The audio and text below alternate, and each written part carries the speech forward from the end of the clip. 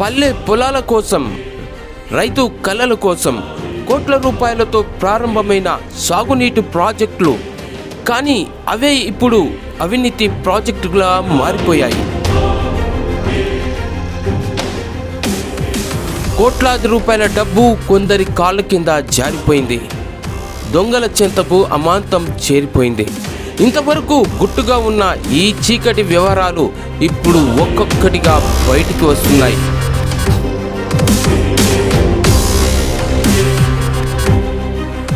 ఎవరు ఈ గోతిని తవ్వారు, ఎంతవరకు దోచుకున్నారు, ఎవరు నిజంగా బాధ్యులు? ఈ అవినీతి గుట్టు విప్పే ప్రయత్నమే జనహిత టీవీది. నిజం నిప్పు లాంటిది. చూస్తూనే ఉండండి జనహిత టీవీ. అవినీతి నిరోధక శాఖ వరుస దాడులతోటి అధికారుల గుండెల్లో వణుకు పుట్టిస్తోంది. ఇప్పటి వరకు సంపాదించిన సొమ్మంతా గుట్టు చప్పుడు కాకుండా వేరే ప్రాంతాలకు తరలిస్తూ ఏ ఇద్దరు అధికారులు కలిసినా ఇదే చర్చ. ఇక ప్రత్యేకంగా చూస్తే సాగునీటి వ్యవహారంలో ఇంజనీర్లు దోచుకున్న సంగతిపై వాళ్ళ మీటింగ్లో జోరుగా సాగుతున్నాయి. కాంట్రాక్టర్లతో ఉన్న సంబంధాలు, ఎక్కడ భూములు కొన్నాము, ఎక్కడెక్కడ దాచిపెట్టామన్న వ్యవహారంలో తలామునకలై విపరీతమైన చర్చ కొనసాగుతోంది. ప్రాజెక్టుల అంచనాల వ్యవహారంలో అత్యధికంగా డబ్బులు చేతులు మారినట్టుగా ఇప్పుడు ఒక్కొక్కటిగా బహిర్గతమవుతుంది. కళ్ళు చెదిరే ఆస్తులతోటి వివరాలన్నీ బయటికి వస్తుంటే అధికారులే విస్తుపోతున్నటువంటి విషయం. ఇంజనీర్లు ఏసీబీకి చిక్కడం, వారిపై ఆదాయానికి మించిన ఆస్తులు కేసులు నమోదవడం, ఇప్పటి నుంచో జరుగుతున్న కాళేశ్వరం ఈఎన్సీగా ఉన్న హరిరామ్, కాళేశ్వరం రెండవ లింకులో ఎక్కువ విలువైన పనులను పర్యవేక్షించిన ఈఈ నూనె శ్రీధర్, తాజాగా చూస్తే మాజీ ఈఎన్సీ మురళీధర్లను కూడా ఏసీబీ అరెస్టు చేయడం ఇప్పుడు సర్వత్రా సంచలనంగా మారింది. ప్రధానంగా చూస్తే కాంట్రాక్టర్లకు భారీ ఎత్తున లబ్ధి చేకూరేలా నిర్ణయాలు తీసుకున్నారు. అందులో వాటాలు, గుడ్విల్లు కూడా తీసుకొని దాని కారణంగానే ఇంజనీర్ల పేరిట ఉన్న వందల కోట్ల ఆస్తులు ఒక్కొక్కటిగా బయటకు వస్తున్నాయి. ఇక ఈ సాగునీటి ప్రాజెక్టులపై ప్రభుత్వం చేస్తున్న ఖర్చు చూస్తే గత 2 దశాబ్దాల్లో గణనీయంగా పెరిగిపోయింది. 2004 సంవత్సరానికి ముందు ఏడాదికి 1000 కోట్లు ఖర్చు చేస్తే అదే మరి ఎక్కువ. కానీ జలయజ్ఞం తర్వాత పరిస్థితి పూర్తిగా మారిపోయింది. 2005లో ఉమ్మడి ఆంధ్రప్రదేశ్ 3500 కోట్లు వెచ్చిస్తే అది క్రమంగా పెరిగిపోయింది. అత్యధికంగా ఏడాదికి 13,000 కోట్ల వరకు బిల్లులు చెల్లించిన పరిస్థితి. 2015-16 తర్వాత ఆ ప్రాజెక్టులపై దృష్టి మరింత పెరిగి ఒకే ఏడాదికి 25 నుంచి 30,000 కోట్ల వరకు బిల్లులు కానిచ్చారు, సొమ్ము కూడబెట్టారు. కొన్నిసార్లు ఒక ఎగ్జిక్యూటివ్ ఇంజనీర్ పరిధిలోనే నెలకు చూస్తే అమాంతం 300 కోట్ల రూపాయల బిల్లులు చేసినట్టుగా సందర్భాలు కూడా ఉన్నాయి.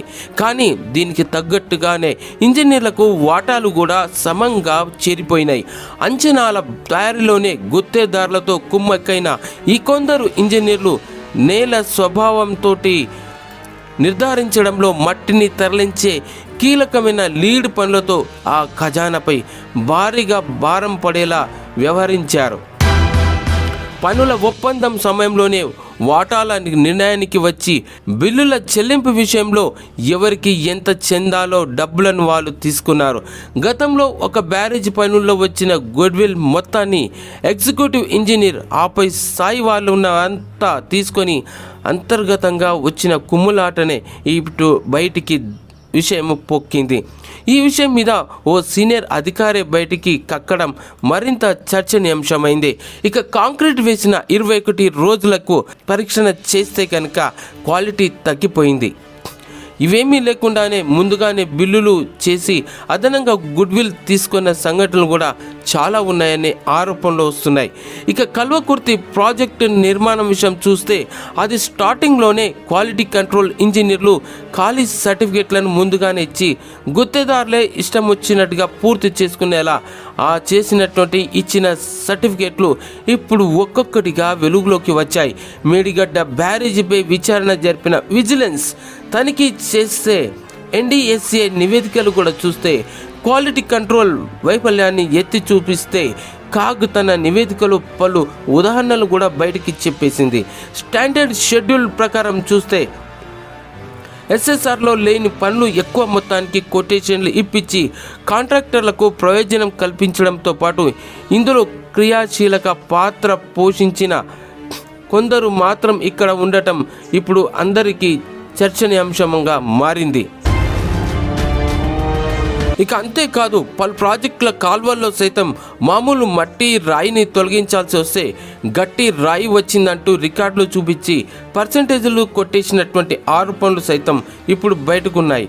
కొన్నేళ్ల క్రితం చూస్తే ఒక రిజర్వాయర్ నిర్మాణంలో కొంత భాగానికి ఓ ప్రజాప్రతినిధి చేపట్టిన సబ్ కాంట్రాక్ట్ పనుల్లో అదనంగా 300 కోట్ల వరకు బిల్లులు చేసినట్టుగా విషయం బయటకు వచ్చింది. ఇందులో వచ్చిన డబ్బులను పంచుకునే విషయంలో ఇద్దరు ఇంజనీర్ల మధ్య చెలరేగిన వివాదం ఏకంగా గవర్నమెంట్ దృష్టికి రావడంతో చర్యలు తీసుకున్నట్టుగా అప్పట్లోనే ప్రచారం ఊపందుకుంది. ఇక అంచనాల్లో పేర్కొన్న దానికి భిన్నంగా డీవియేషన్లు చేసినప్పుడు ఎక్కువ మొత్తంలో చేతులు మారాయి. కొందరు ఇంజనీర్లు భారీగా పర్సెంటేజ్లు తీసుకున్నట్టుగా ప్రచారం. ఒక ఇంజనీర్ తనకు ఏకంగా 20% వాటా అడిగినట్టుగా సమాచారం. ఇక నీటిపారుదల శాఖ వర్గాల్లో అనేక రకాలైనటువంటి అవినీతి ఆరోపణలతోటి గుప్పమంటోంది.